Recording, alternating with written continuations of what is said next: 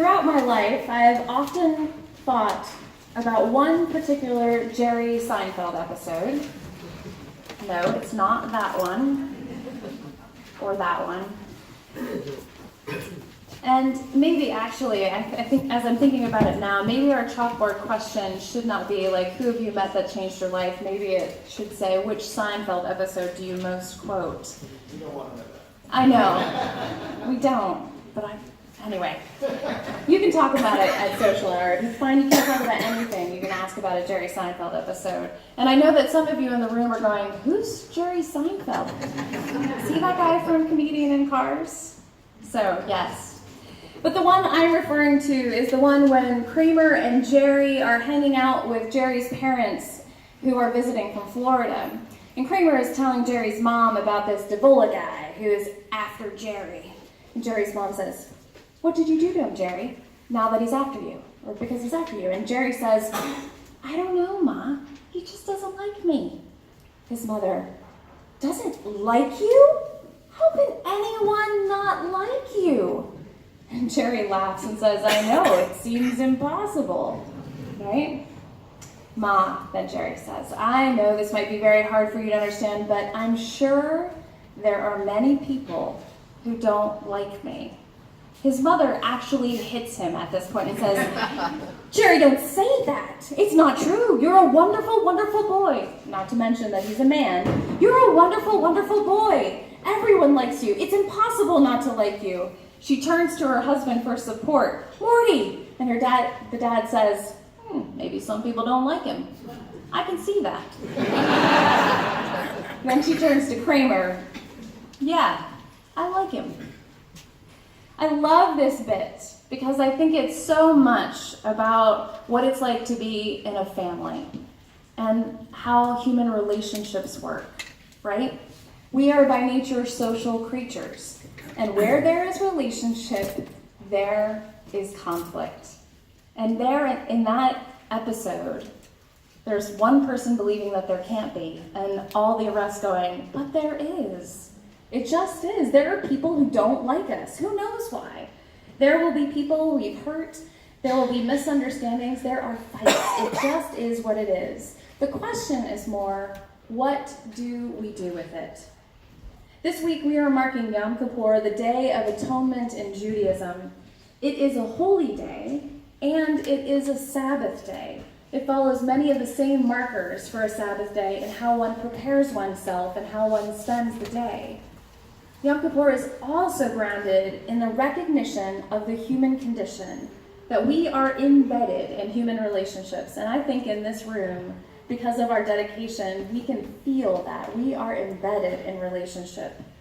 The Torah sets out commandments for two types of relationships, the relationships between God and humanity, and the relationship between humanity, amongst human beings.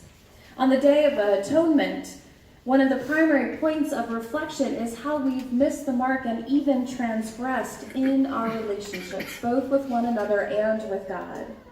And so Yom Kippur is grounded in the conflict that is in our lives.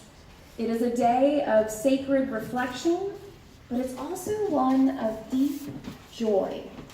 We atone, but we do not have to remain in that suffering because we begin again. It offers the hope that we might just be transformed by the conflict. So that makes me wonder,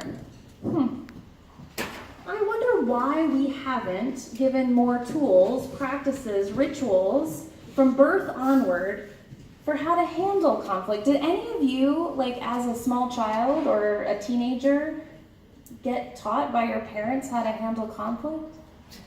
Oh, we got one yes from a kid. Yes, the world is changing. Well, from the time my kids were small, I have watched them poke and prod one another into conflict. It's like their primary form of relationship building. It's just like, let me see how far I can poke you until you get mad, and then we'll make up and be friends, right? Like there seems to be something in this. So Joshua Weiss is the co-founder of Harvard's Global Negotiation Initiative. He is a peace negotiator. Do you know where he is the primary peace negotiator? What's that? Not in high schools, but good one. Thank you, choir members who sat through the first service. Yes, in his own home. So I first met Weiss in a chapter called Fight Smarter in the book The Secrets of Happy Families by Bruce Feiler. On his first date with his future wife, Adina, Josh asked her, how do you deal with conflict? Because that is what you ask someone on a first date. I think you just get it done. How do you handle conflict? I want to know. What's telling is that in her first response was she hadn't really thought about it. She hadn't really thought about it. However, she had to think about it. She admits that she probably just lets things roll off her back. Anybody out there who just lets things roll off your back? Well, Josh responds, in my experience, things don't roll. They just sit there, building up until they become a crushing weight. He dealt with conflict by talking it through, and talking it through, and talking it through, until everyone felt happy about the resolution. Anyone out there who just has to keep talking about it, drives the other one crazy? Yeah. But it wasn't until the problem was resolved, he wanted to make sure that everyone felt happy about the resolution. So as their relationship deepened, Josh and Adina realized that they were in conflict about how to be in conflict with one another and how they did it together. And can you imagine what it's like to be Adina in this moment? Like, your future spouse is an expert conflict negotiator, so of course they're always going to be right. Josh is always going to be right? Like, how do you work this out? Well, luckily, Josh was someone who knew that there's more than one way to handle conflict. And so the way that they dealt with it is that they learned to have different styles. So I've started to probe a little bit. I want you to think about what your conflict style is. Think about it for a moment. What you do when something comes up. There are different styles, and in New Jersey, the two dominating modes of style are avoided at all costs. What conflict? I don't see any conflict. I don't know what's happening, right? Walk away, or the other, which we're known for, what are you talking about? You got a problem with me?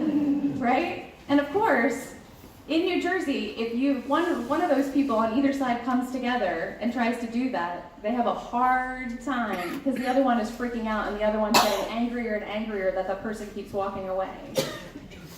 I remember when I came back from South Carolina after 10 years away, being so happy that on the street somebody actually confronted me about something, driving or something. I remember being so happy because I knew where they stood. I was like, yes! We're not avoiding it.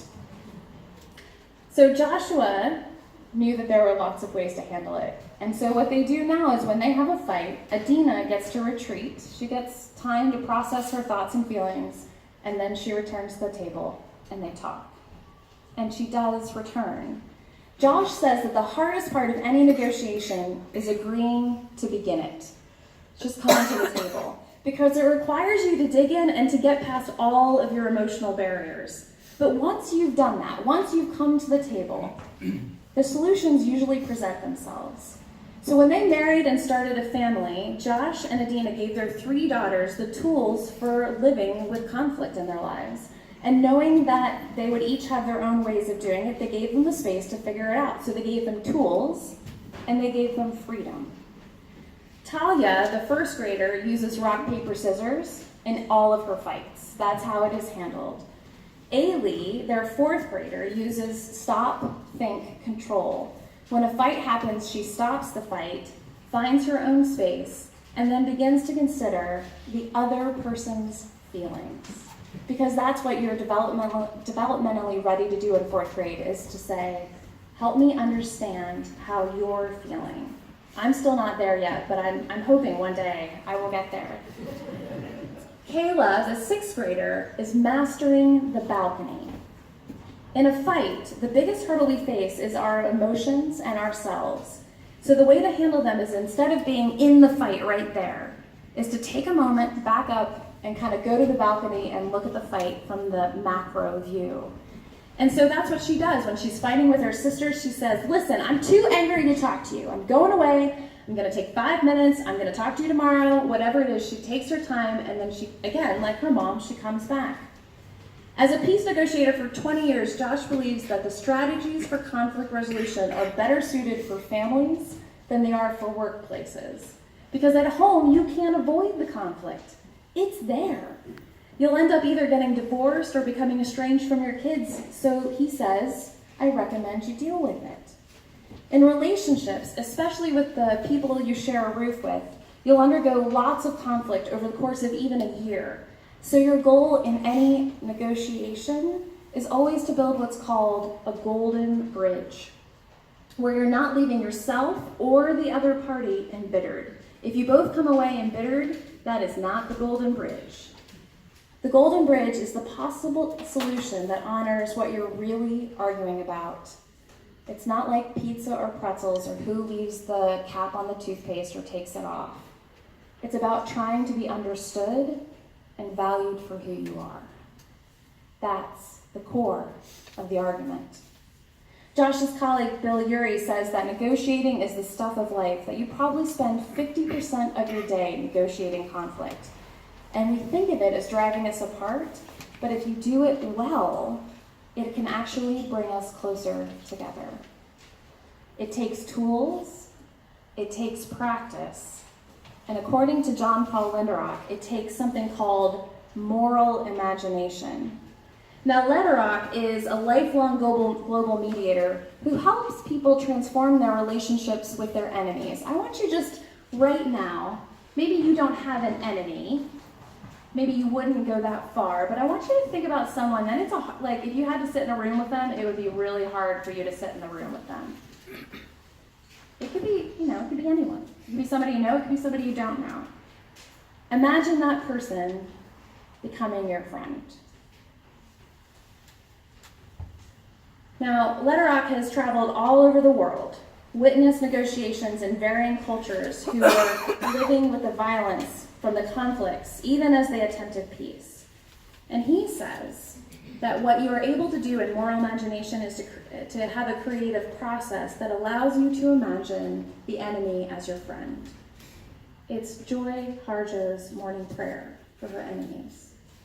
It's that sort of imagination. And if you can't do that, peace building itself collapses. Resolution itself collapses. And so here's what you need to know about people who possess a moral imagination. They never fall into the dualistic understanding of only two options. It's either this way or that way. They don't do that. You're either against us or with us.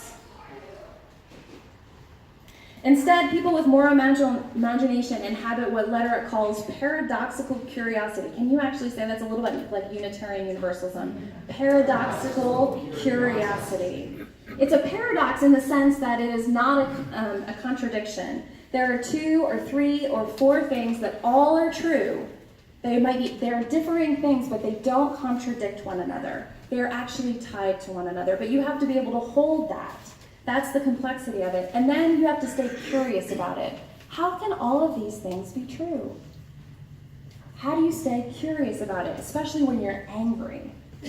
He says, while it can feel overwhelming when we're in the middle of it, it keeps offering us new ways of understanding something that doesn't require you to choose one option against another. And he says this is really critical for us in our time right now because Western world politics is engaged in an all or nothing negotiation mode. I want you to hear this, that in every decision, right now we are engaged primarily in whether or not we've won. And if we haven't won, we have at least assured that the other one cannot carry victory away. If I have not won, you can't win either. But because we have come to a process in which we have to find some common ground, we will find the weakest common ground we can so that neither one of us gets ahead. How can that provide a solution for our world? And whom do I call my enemy? Asked the poet. It's the heart that asks the question, not my furious mind. The door to the mind should only open from the heart. An enemy who gets in risks the danger of becoming a friend. Now, Lederach talks about, instead of conflict resolution, we should talk about conflict transformation. And to give you an idea of how relationships are transformed, he tells you to look to a small group of people, about 150 people in Nepal. So in this picture right here, you can see there's about 150 people, and they come from 8 different sort of groups or tribes. And the question that they're all asking is, who gets the wood? Because they all need it to survive, but who gets to claim it? That's the question that they're asking. And it really matters to them surviving, each one of them, and they don't like the other groups. But in order to provide this gathering and try to find a way to resolving this conflict, the groups got together before this initial gathering. They sent leaders from each of the groups, and they tried to think outside of "you're my enemy." And so they used a metaphor. They chose the name of their gathering as Khwati, because it's the name of the national Nepali soup. So get this. The soup is made up of 9 beans. 9 beans. Each bean retains its own flavor in the soup. You can taste each single one of them. But when you put it all together, it becomes something that can feed everybody. And so they use this idea of maybe we can be for ourselves, but when we come together, we can have a different understanding of who we are in this group. And that metaphor changed everything. It allowed them to be in relationship with one another where they could actually hear one another. Now, I don't know, maybe sitting there right now you think, a soup metaphor? Really? But again, sit in the room with your enemy and think about how you could hear them for the first time. That, for them, was the sense of the golden bridge, of being able to find a new way. Because Lederach says that typically we only think of 2 ways. One that leads to confrontation, that leads to violence, or the other, which is the win-lose, of if you win, then I lose. So we are taking lessons here at Beacon. Our year-long theme asks us what it means to be rooted in relationship, because we are hearing more and more about a lonely society of individuals. And part of our loneliness is our lack of moral imagination. Because so often when we have conflict with one another, both in our relationships and at work and our communities, it's easier to just walk away. But every time we walk away, we're lonely. So what Lederach and others are saying is, maybe if we came to the table, our relationships would actually deepen. In this congregation, so many people walk through our doors who say, you know what?